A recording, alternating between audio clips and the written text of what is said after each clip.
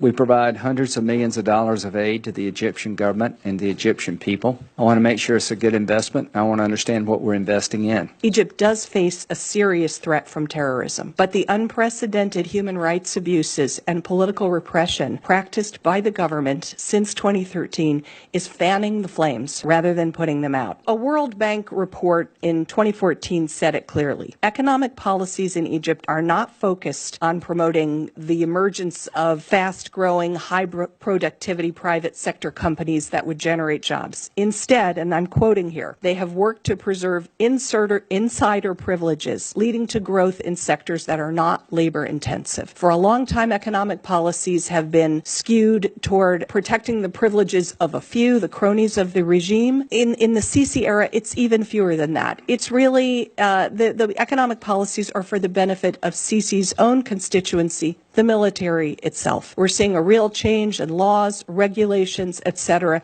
that are allowing the military, rather than the private sector, to take up more and more economic activity. That's what's behind these mega construction projects that Sisi has been carrying out. The Suez Canal passage, the new administrative capital he's building in the desert, because this is how the Egyptian military knows how to make money, by building things. Our aid to Egypt had not been very high and then leapt up after the Sadat visit to Jerusalem and the Camp David Accord, and that's 1978. That's 40 years ago. The Middle East has changed, and Egypt's role in the Middle East has changed in that period. The Egypt of that period was really the most influential country, most influential Arab country, and its position on everything was of significance to us. But that's no longer true.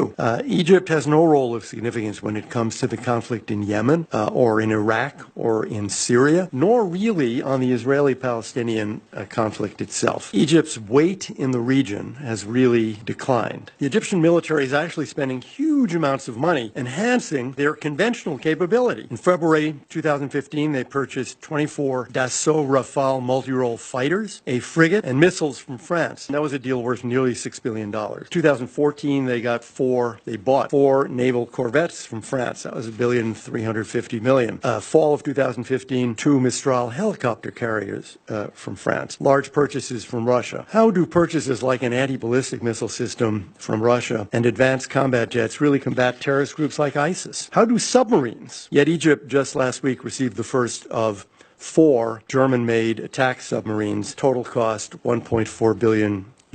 More and more, it looked to us that Egypt is becoming a country that sucks up aid, a lot more from the Gulf states than from us, as you know, contributing very, very little to regional security and treating the aid as an entitlement that simply must continue and continue and continue. Yes, they are engaged with ISIL in the Sinai, but as we've heard, in ways that probably make the problem steadily worse rather than better. Just how counterproductive the tactics are. This is basically a window into a strategy in which young men who may or even may not be members of ISIS are rounded up, executed in cold blood, and then passed off as casualties in a battlefield fight so that the army can look good. We know from history that is the way to lose a fight like this, not to win. Almost any observer of the Sisi government, I think, would agree that over the last 2 or 3 years, the primary priority of the Egyptian military and of General Sisi has not been to fight terrorism or to improve governance. It has been to make sure that what happened in 2011, the Tahrir Square rising, something like that can never, ever, ever, ever happen again in Egypt, and that the power of the military over the country's politics and economics is not challenged again. And as a result, they have concentrated as much on persecuting